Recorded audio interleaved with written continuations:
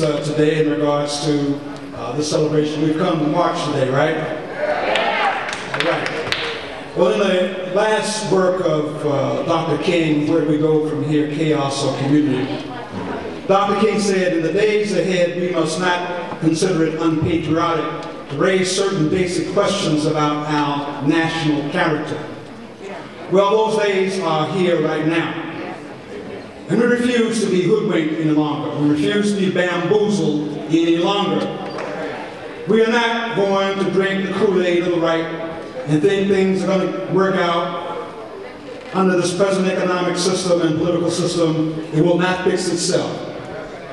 We must begin to ask, as Dr. King suggested, why are there 40 million people in a nation overflowing with such unbelievable affluence?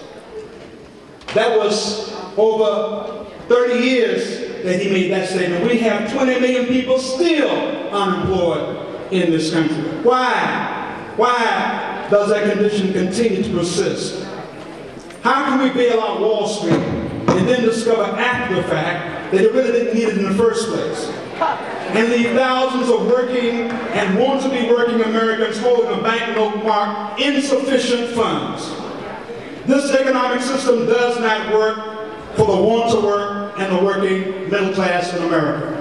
This system was set up to benefit the rich. It will continue to benefit the rich unless the system is changed. In my entire experience, I've never, ever seen anything like this. Such shame that exists at Andiamo. These issues that exist currently at Andiamo restaurant have been existing, always. It has been an issue, never been addressed for years. And it's time to put a stop to it. Both Amy and I have worked at Andiamo's.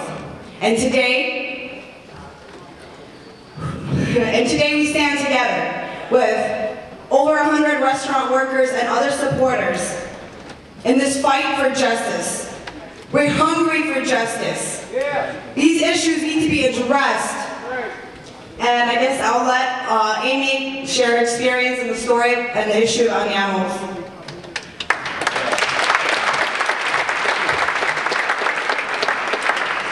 Thank you so much, everyone. By a round of applause, how many of you have ever worked in a restaurant?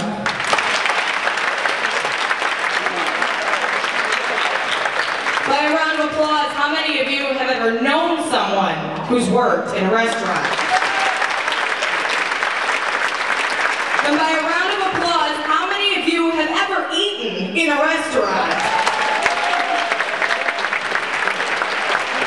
This is an issue that affects all of us. I spent 5 years working as a server in various restaurants in the industry and 2 years working at Andiamo Maureen and at Andiamo Sterling Heights. The abuses there were reflective tenfold of the abuses that run rampant and unaddressed in the restaurant industry, not only here but across the nation. $2.65 an hour is what a server makes for minimum wage. This is not a violation, this is law in Michigan. It's $2.13 at the national level. We are working to get this law changed, but in the meantime, it is our employer's responsibility to make up for this difference when tips don't add up to minimum wage. And it is no surprise that at Andiamo Dearborn, this was not happening. Unpaid wages, long hours, no breaks, unpaid overtime, discrimination based on race, gender, national origin. These were the demands that we had in our demand letter when we, a handful of current and former Andiamo workers and dozens of our supporters went marching in the front door of Andiamo Dearborn on November 5th to deliver a demand letter.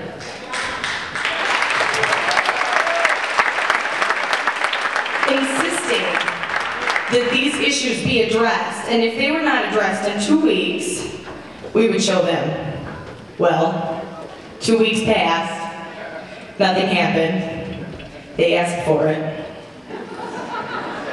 Every single Friday, Rock, Michigan members and dozens of supporters have been protesting outside of Andiamo Dearborn.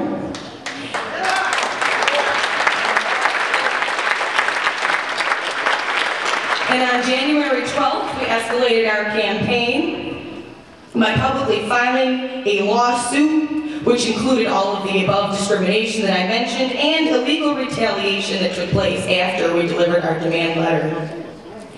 This campaign is at the forefront of changing restaurants in the United States. We have garnered attention from local news.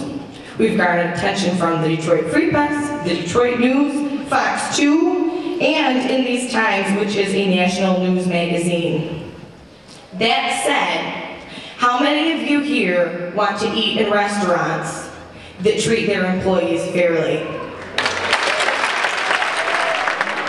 A few years ago, these corporate entities got together with their corporate friends and they began to have a series of meetings around the world, Copenhagen, Sweden, Finland, France, and they were called World Economic Forums. And these World Economic Forums were designed to try to build strategy on what to do because there was a universal recognition that the labor market was changing. Folks knew 10, 12 years ago that because technology was replacing you, you didn't need you anymore. They needed to start figuring out and having conversations on how to hold on to money. Because at the bottom, the end of the day, that's what corporations do. They don't care about you, your health care, your education, whether or not you got a house. They want to hold on to the finances and the resources. So they started to talk about how they can manage that task. Well, some of the wait staff and people that were there serving them listened to those conversations and started telling their friends, guess what they're talking about? We better start having some conversations too. So that began. So the World Economic Forums changed over when it came to our community, and they started to develop something called World Social Forums. Mumbai, Brazil, 200,000 people showed up in Brazil, poor, low income, African, third world, South Americans, Venezuela. They started having conversations about what are we going to do. And they wanted to hold off on you. You Yankees is hard to make y'all act right. You know, y'all don't want to act right, right? So they were resistant, a little reluctant to have meetings in the United States of America until 2007. And in 2007, the first United States forum, social forum, happened in Atlanta, Georgia. 15,000 people from around the country and around the world showed up. And the discussions were high level. We were there, Welfare Rights Center, a busload of 55 people, and we went there and we met up with some of the baddest activists, community organizers, social workers, lawyers, doctors, environmental specialists, teachers, students. They were all there. And we had a 4-day conference on how we gonna manage. Well, that was in 2007. Guess where the next social forum is going to be? All right, we're coming to the D. Now, Gwen Mingle, where are you? Get those children, get those flyers and those cards in the back. And who does not have an orange card?